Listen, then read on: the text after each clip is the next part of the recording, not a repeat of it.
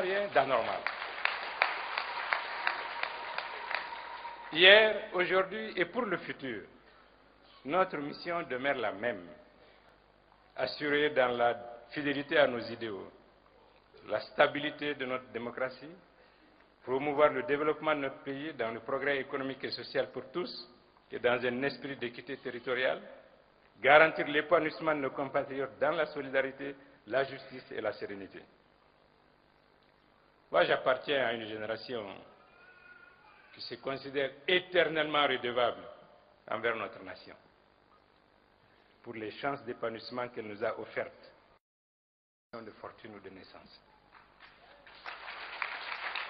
Chaque fois que je vois les efforts que nous devons faire pour scolariser nos enfants, je me dis, mais si nos pères avaient dû faire ça, nos destins probablement auraient pris toute une autre tournure. Et puisque j'ai l'occasion de parler de l'école, j'aimerais rendre hommage, je crois, à un de mes anciens maîtres qui est là, qui m'a enseigné à 40 ans, Tezanga Sanogo de Koutiala. Je ne sais pas s'il est là.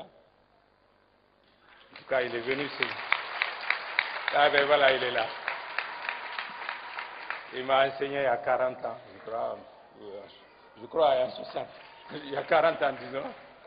Et il y a quelques années, nous avons lancé ensemble à Koutiala des cérémonies de distribution de prix pour la promotion de l'excellence à l'école, pendant lesquelles nous avons, là aussi, encouragé tous ceux qui étaient lauréats du fondamental au lycée. Et je suis persuadé que si nous n'avions pas bénéficié de cette action de notre pays, le destin de beaucoup aurait pris toute une autre tournure. J'appartiens aussi à une génération qui a eu la chance exceptionnelle de militer et d'avoir la confiance d'hommes qui n'ont jamais hésité à donner leur énergie et leur force, et dont la ténacité, la détermination, la générosité, la fidélité et l'amour de la patrie nous inspirent pour toujours. Et à cet instant, j'aimerais exprimer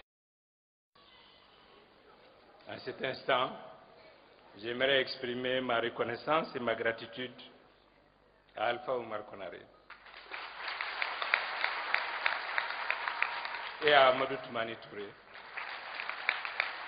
pour l'occasion qu'ils m'ont donnée de servir mon pays dans des positions éminentes. J'ai été conseiller spécial de ATT pendant la transition. Naturellement, ce n'était pas du hasard, ce n'est pas comme ça qu'on devient conseiller spécial d'un chef d'État.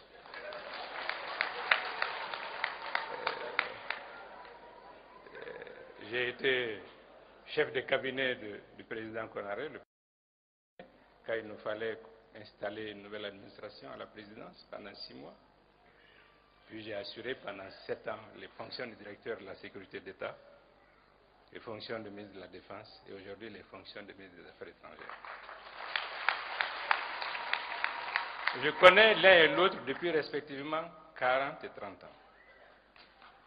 J'ai connu Alpha en 71-72 et j'ai connu ATT en 79-80. Et nous avons tissé des liens qui ne se sont jamais démentis. Des liens de confiance, de fidélité et d'estime dans une communion toujours renouvelée au service de notre pays. Moi, je suis leur cadet. Je suis leur camarade. Je suis leur compagnon. Je suis leur frère tout court. Et je suis fier de dire ce que tout le monde sait par ailleurs, que j'ai toujours été à leur côté dans tous les moments décisifs pour notre pays. Et je suis sûr que dans les moments décisifs que nous allons aborder, nous serons encore ensemble.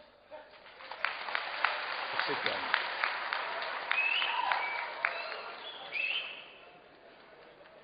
S'il y a 2 choses que j'ai retenues d'eux, c'est bien sûr leur amour du Mali, leur attachement au consensus. J'ai entendu chacun d'eux plusieurs fois dans des moments souvent très difficiles pour eux-mêmes à titre personnel, du point de vue de l'amour propre, dire bon, ils peuvent accepter pour le Mali. chaque fois qu'ils ont été pris à partie, quelquefois de manière très injuste, quelquefois dans leur intimité, sur leur intégrité personnelle et familiale, ils ont toujours estimé que le service du Mali commandait pour eux de transcender leur amour-propre. J'ai entendu chacun des deux le dire. Je sais que chacun des deux a travaillé à ce qui est toujours plus de consensus. En 1992, nous avions parlé de gestion concertée des institutions. Les circonstances n'ont pas toujours permis de le faire comme nous le souhaitions.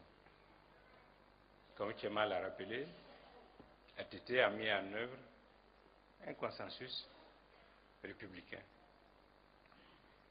qui a permis que les clivages politiques s'estompent, que des forces politiques quelquefois opposées, en tout cas qui étaient opposées par le passé, puissent travailler ensemble pour le Mali. Et pour les échéances de cette année, si nous voulons, comme nous le souhaitons, qu'il continue de jouer un rôle pour le pays, nous devons préserver, persévérer et poursuivre dans cette voie. Nous devons préserver, persévérer et poursuivre dans cette voie. Non pas en disant nous sommes leurs héritiers. Moi, je ne suis pas leur héritier. Je suis leur cadet, je suis leur compagnon, je suis leur frère d'armes, je suis leur frère tout court. Et moi, j'ai toujours été étonné d'entendre ces derniers temps qui est de ATT. Parce que je ne sais pas, dans ma culture, comment on peut hériter de quelqu'un qui est vivant. Et comment on peut hériter d'une œuvre de transformation continuelle. Sans compter qu'on sait que, même si on se place du point de vue de l'héritage, comme on le pense sur le plan familial, les héritiers biologiques ne sont pas toujours les meilleurs garants du patrimoine. Ceux qui ont traversé les épreuves avec vous, ceux qui ont exposé leur vie avec vous, eux, ils peuvent préserver ce pourquoi vous vous êtes exposés. Ce n'est pas ceux qui veulent profiter, qui pensent que le moment est venu pour eux, même que vous ne partiez de ce que vous avez fait. C'est pourquoi j'avais dit il y a quelques mois, nous nous situons dans la perspective de poursuivre une œuvre commune. Où certes, ils étaient nos aînés, ils étaient nos leaders, mais où nous avons traversé les épreuves de la même manière. Donc, je dis toujours, nous devons persévérer, préserver et poursuivre.